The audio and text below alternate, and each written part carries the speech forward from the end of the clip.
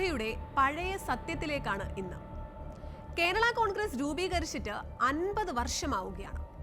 K M മാണിയുടെ ഭാഷയിൽ അരനൂറ്റാണ്ടായി പിളർന്നും വളർന്നും നിന്നുവെന്ന് പറയാം. അല്ലെങ്കിൽ റബ്ബർ പോലെ വലിഞ്ഞും ചുരുങ്ങിയുമെന്നും വിശേഷിപ്പിക്കാം. കേരള കോൺഗ്രസ് രൂപീകരണത്തിന് വഴിമരുന്നിട്ട് ആർ ശങ്കർ മന്ത്രിസഭയെ വീഴിച്ച് 15 MLA-മാർ കോട്ടയത്തെത്തിയത് 1964 സെപ്റ്റംബർ 10-നാണ്. പി ടി ചാക്കോയുടെ മരണത്തെ തുടർന്നുണ്ടായ വികാരമാണോ മന്ത്രിസഭ വീഴിച്ചതിന് പിന്നിൽ? അതോ മറ്റെന്തെങ്കിലും വിരോധം തീർക്കാനായി പി ടി ചാക്കോയുടെ മരണം ഉപയോഗിച്ചു? രേഖകൾ തന്നെ പറയട്ടെ ആ സത്യം.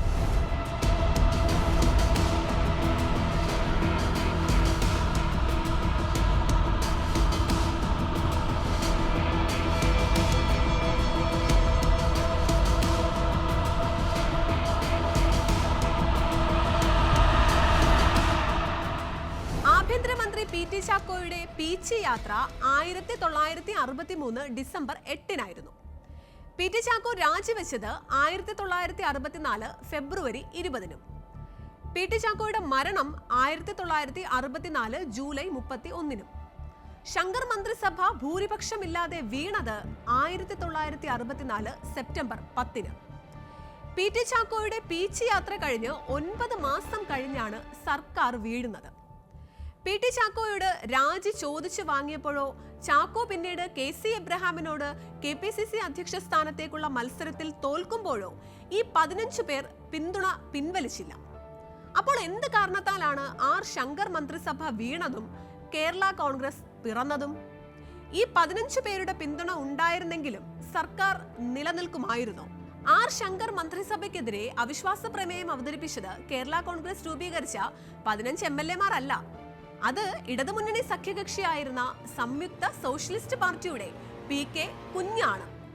പിന്നീട് വന്ന EMS സർക്കാരിലെ ധനമന്ത്രിയും PK കുഞ്ഞ് ആയിരുന്നു. ഇത് മാത്രമല്ല, അന്ന് മറ്റൊരു അവിശ്വാസ പ്രമേയ നോട്ടീസും ആർ ശങ്കർ മന്ത്രിസഭയ്ക്കെതിരെ ഉണ്ടായിരുന്നു.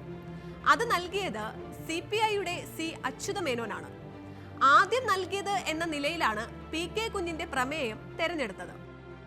ആ പ്രമേയം അവതരിപ്പിച്ച PK കുഞ്ഞ് 40 മിനിറ്റ് സഭയിൽ സംസാരിച്ചു. ഒരു തവണ പോലും പി ടി ചാക്കോയുടെ മരണം പരാമർശിച്ചില്ല, പേര് പോലും പറഞ്ഞില്ല. പിന്നീട് ആ പ്രമേയത്തെ പിന്തുണച്ച് അതേ പാർട്ടിയിലെ പി വിശ്വംഭരൻ 20 മിനിറ്റ് സംസാരിച്ചപ്പോഴും ഒരു തവണ പോലും പി ടി ചാക്കോ എന്ന പേരുണ്ടായില്ല. C അച്യുതമേനോനാണ് മൂന്നാമത് സംസാരിച്ചത്. 3/4 മണിക്കൂർ വരുന്ന സുദീർഘമായ ആ പ്രസംഗത്തിലും പി ടി ചാക്കോയുടെ മരണം പരാമർശിച്ചില്ല. ആദ്യത്തെ ദിവസം 8 മണിക്കൂർ ചർച്ചയിൽ ആദ്യമായി പി ടി ചാക്കോ എന്ന് ഒരു തവണ പറഞ്ഞത് കോൺഗ്രസിലെ ജോർജ് ജോസഫ് പൊടിപ്പാറയാണ്. പി ടി ചാക്കോയുടെ മരണത്തെ തുടർന്ന് വർഗീയമായി ആളുകളെ തിരിക്കാൻ ശ്രമം നടക്കുന്നുണ്ട് എന്നായിരുന്നു ആ പരാമർശം. കോൺഗ്രസിന്റെ CM സ്റ്റീഫൻ 3/4 മണിക്കൂർ മറുപടി നൽകുമ്പോഴും ആദ്യം പി ടി ചാക്കോയുടെ പേര് പോലും സഭയിൽ പറഞ്ഞില്ല.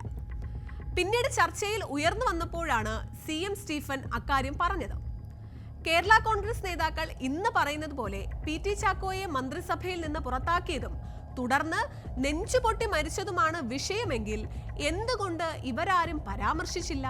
മുസ്ലിം ലീഗിന് വേണ്ടി പ്രമേയത്തെ അനുകൂലിച്ച് സംസാരിച്ചു തുടങ്ങിയ MPM അഹമ്മദ് കുരിക്കളും ഒരിക്കൽ പോലും പി ടി ചാക്കോയെ പരാമർശിച്ചില്ല. ആർ ബാലകൃഷ്ണപിള്ള അവിശ്വാസ പ്രമേയത്തെ അനുകൂലിച്ച് സംസാരിച്ചു തുടങ്ങിയത് പി ടി ചാക്കോയെ ഓർമ്മിപ്പിച്ചാണ്. പക്ഷെ പ്രമേയത്തെ പിന്തുണയ്ക്കാനുള്ള കാരണമായി പറഞ്ഞത് ആർ ശങ്കറിന്റെ അനധികൃത സ്വത്ത് സമ്പാദനവും. ആർ ശങ്കർ വേളിയിൽ 20 ഏക്കർ കായൽ നിലം നികത്തി അത് നികത്താൻ മാത്രം 6 ലക്ഷം രൂപ ചെലവാക്കി. കവളപ്പാറയിൽ മൂപ്പിൽ നായരുടെ കയ്യിൽ നിന്നും വാങ്ങിയ സ്ഥലം നന്നാക്കാൻ 3 ലക്ഷം രൂപ ചെലവാക്കി. കൈതമുക്കിലെ കൊളമ്പ് തട്ടാന്റെ കയ്യിൽ സ്വർണ്ണാഭരണം പണിയാൻ 125 പവൻ കൊണ്ടുപോയി കൊടുത്തു.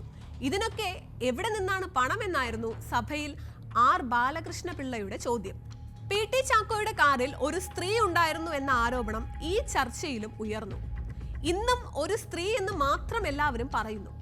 ശരിക്കും കേരള നിയമസഭയിൽ തന്നെ ഈ ചോദ്യം ഉയരുകയും അത് ആരാണെന്ന് പി ടി ചാക്കോ തന്നെ ജീവിച്ചിരിക്കുമ്പോൾ മറുപടി പറഞ്ഞതുമാണ്. കാണാം ആ മറുപടി. തിരുവനന്തപുരത്ത് നിന്ന് ആഭ്യന്തരമന്ത്രി പി ടി ചാക്കോ സ്വന്തമായി ഓടിച്ചു വന്ന കാറിൽ ഗൺമാൻ ഒപ്പമുണ്ടായിരുന്നു. ആലുവ ഗസ്റ്റ് ഹൗസിൽ നിന്ന് ഭക്ഷണം കഴിച്ചിറങ്ങുമ്പോൾ ഒരു വിവാഹ ചടങ്ങിൽ പങ്കെടുത്ത് മടങ്ങിയ പത്മ എസ് മേനോനെ കണ്ട് വണ്ടി നിർത്തി. KPCC അംഗമായിരുന്നു പത്മ എസ് മേനോൻ. മന്ത്രി ഓടിച്ച വണ്ടി തൃശൂർ ലൂർദ് പള്ളിക്ക് മുന്നിൽ കൈവണ്ടിയിൽ തട്ടി. പള്ളിപ്പെരുന്നാൾ മൂലം വലിയ തിരക്കുള്ള റോഡിൽ മെല്ലെ പോകുമ്പോഴാണ് തട്ടിയത്.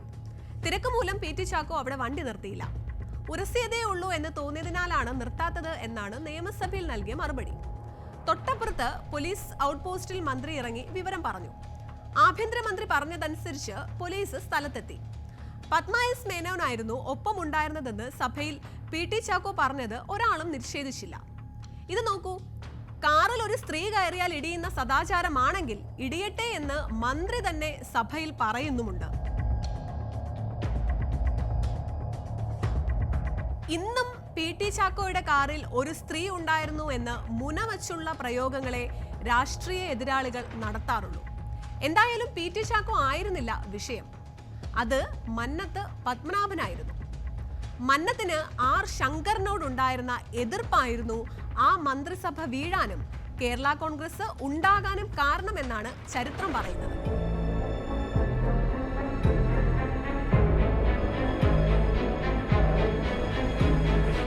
തിരുക്കൊച്ചി നിയമസഭാംഗങ്ങളായിരുന്ന മന്നത്ത് പത്മനാഭനും R ശങ്കറും ചേർന്ന് രൂപീകരിച്ച സംഘടനയാണ് ഹിന്ദു മഹാമണ്ഡലം. ഗോൾവാൾക്കർ കേരളത്തിൽ വന്നത് അതിന്റെ യോഗത്തിൽ പങ്കെടുക്കാനാണ്. ഈ സംഘടന രൂപീകരിച്ചതോടെ ഇരുവരെയും കോൺഗ്രസ് പുറത്താക്കി.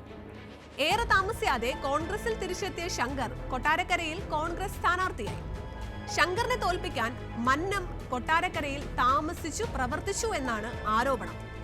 ഏതായാലും ജയമുറപ്പിച്ചിരുന്ന ശങ്കർ സോഷ്യലിസ്റ്റ് പാർട്ടിയുടെ കൃഷ്ണൻ നായരോട് 3526 വോട്ടിന് തോറ്റു. പിന്നീട് R ശങ്കർ മന്നം ശീതസമരം നായർ ഈഴവ വൈരമായി മാറുന്നതാണ് കണ്ടത്. 1960-ൽ കോൺഗ്രസിന് ഭൂരിപക്ഷം കിട്ടിയിട്ടും ശങ്കറിനെ മുഖ്യമന്ത്രിയാക്കാതെ PSPയിലെ പട്ടം താണുപിള്ളയെ മുഖ്യമന്ത്രിയാക്കിയത് ഈ താല്പര്യം കൂടി മുൻനിർത്തിയായിരുന്നു. പട്ടം മാറിയപ്പോൾ PT ചാക്കോയെ മുഖ്യമന്ത്രിയാക്കാൻ ശ്രമിച്ചെങ്കിലും കേന്ദ്ര നേതൃത്വം ശങ്കറിനെ പിന്തുണച്ചു. കേരള കോൺഗ്രസ് രൂപീകരിച്ചത് മാത്രമല്ല, അതിന് പേരിട്ടതും ചിഹ്നം നൽകിയതും പതാക പ്രകാശിപ്പിച്ചതും എല്ലാം മന്നം തന്നെയാണ്.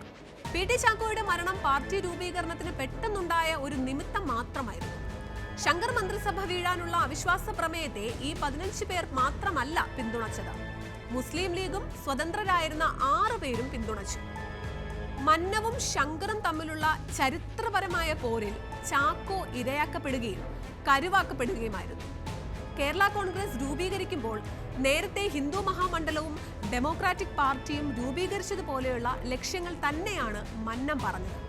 അന്ന് നായർ ഈഴവ ഐക്യമായിരുന്നെങ്കിൽ കേരള കോൺഗ്രസ് വരുമ്പോൾ നായർ ക്രിസ്ത്യൻ ഐക്യമായി എന്ന് മാത്രം.